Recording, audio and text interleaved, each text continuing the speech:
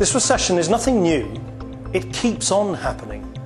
In 1929, a huge collapse in the stock market triggered a run on the banks, a familiar event. 1973 saw the oil crisis. In 1983, millions were out of work.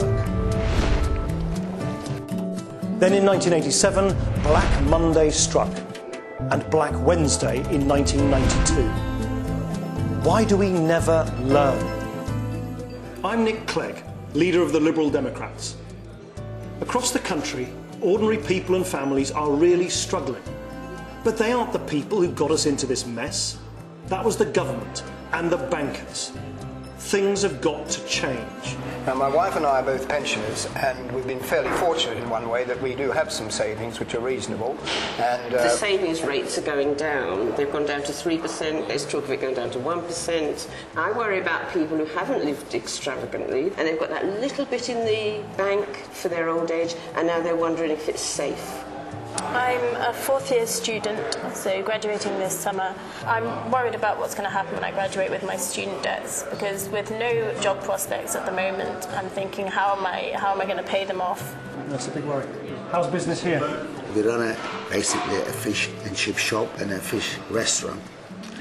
And our biggest worry at the moment, people, they haven't got the money they come to spend in the restaurant such as these, but we're just hoping that things are going to get better. This whole thing was created by government and the bankers, and yet you're going to have to pay for it, which I think is very unfair. I believe we've got to fundamentally change the tax system. We could close the big loopholes that only the wealthy and businesses, big businesses enjoy, and use that to put money back into people's pockets through tax cuts. And most important of all, those tax cuts could be permanent, because the Conservatives won't offer any tax cuts for anybody, and Labour say that they're going to cut VAT today and we're all going to have to pay for it tomorrow, which I don't think is very fair. It's clear people are really suffering. We need something different. That's what the Liberal Democrats offer.